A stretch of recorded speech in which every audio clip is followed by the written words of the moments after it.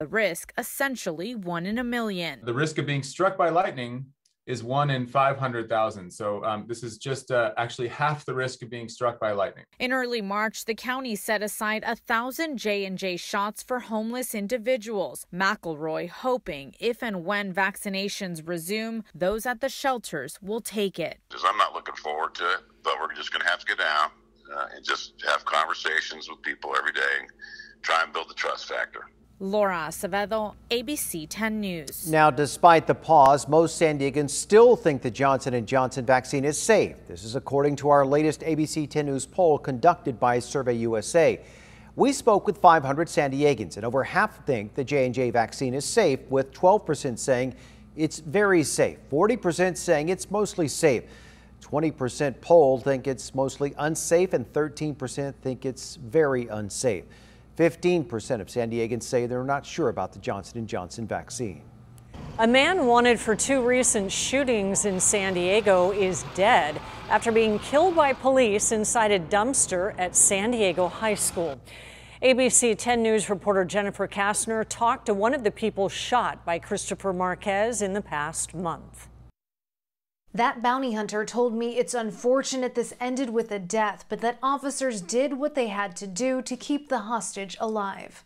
Tuesday, dozens of police officers were seen surrounding San Diego High School, where Christopher Marquez was shot to death by 2 SWAT officers who feared for the safety of a woman who he was holed up with in a dumpster. I am glad that he is not a risk to the public anymore. Tuesday, we spoke to Agent Clark, the bounty hunter who was shot by Marquez in March. He was serving him a warrant in Chula Vista when Marquez reportedly opened fire, striking Agent Clark, who is still suffering. I was shot in the left leg and in the right bicep. I do have nightmares a lot.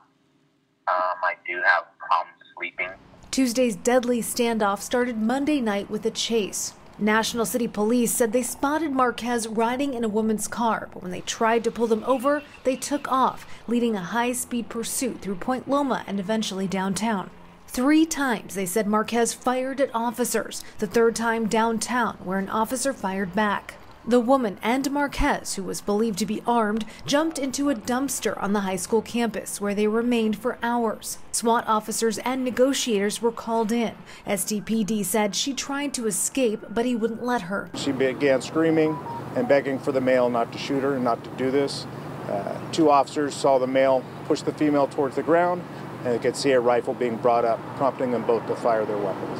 Use of deadly force had been authorized, and he was shot to death around 9 a.m. The woman is reportedly uninjured. Police said that just last week, Marquez shot at National City officers and ran off after they pulled him over, believing his car was stolen.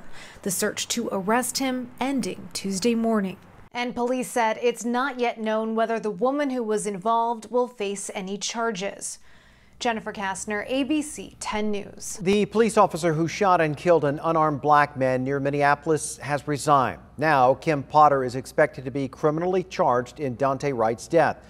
The Washington County attorney says more details will come tomorrow.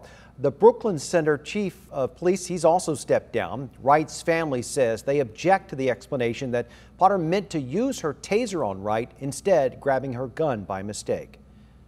I cannot accept that. I lost my son. He's never coming back. This is an officer that's been on the force for 26 years. I can't accept that. In the meantime, more than 50 arrests were made during a second night of protest in Minneapolis and Brooklyn Center. The prime suspect in the 1996 murder of a California college student was finally arrested today. Paul Flores was taken into custody in San Pedro for the death of Kristen Smart. The Cal Poly San Luis Obispo student disappeared 25 years ago. Flores, who was a fellow student at the time, said he walked Smart back to her dorm after a party and never saw her again. Authorities are being tight-lipped on the evidence that led to the arrest now. Forensic physical evidence was located, and yes, we believe it's linked to Kristen. And yes, we did find physical evidence at least 2 homes.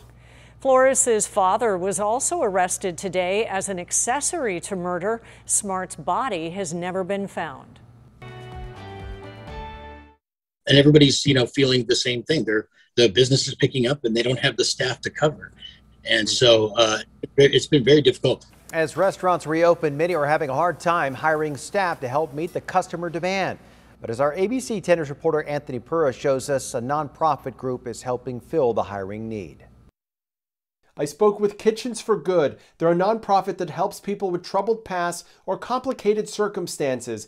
They say people from their apprenticeship programs are in high demand. I've been looking to hire for a while now. Yaqub Abuwath is the executive chef at Bernardo Winery, where they have 3 open positions to fill, and it hasn't been easy. They're not even applying. I mean, it's been just nerve-wracking because I have to work a lot of hours.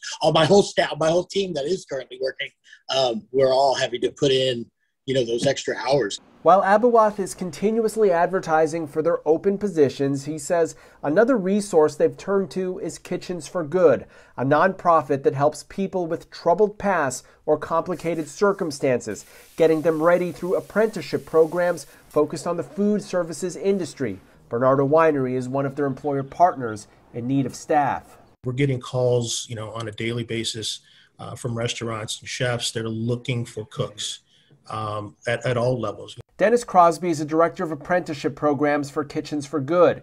He says it's become clear the pandemic has created staffing issues for the restaurant industry. A lot of them moved out of the industry, and that left a vacancy. We can definitely support the industry as best we can.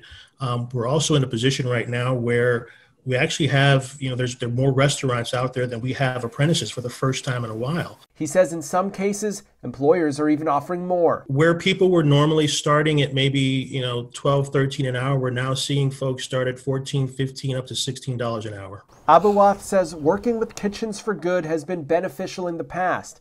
They hope the nonprofit can help find the right person to help the restaurant as business begins to return. Pre-COVID and post-COVID, they're absolutely, they're helping. Anthony Pura, ABC 10 News. The county reported another 278 cases today, while our test positivity rate held at 2%. Another 2 San Diegans have lost their lives to COVID, bringing that total now to just over 3,600. Parents are putting the pressure on San Diego Unified to reopen in-person learning full-time. A group of parents and students got together tonight to protest the district's partial reopening plan. Yesterday, half of the roughly 100,000 students in the district returned to campus for in-person learning. Under the current plan, students are physically in class either 2 or 4 days of the week. Working parents say that they're still having to juggle not having their kids in school full time. One person at the rally said parents deserve more input on the reopening plan. We're here because we're expressing the need for parents in the community to have a voice at the table. Teachers also worry that juggling in-person lessons with online learning will lead to some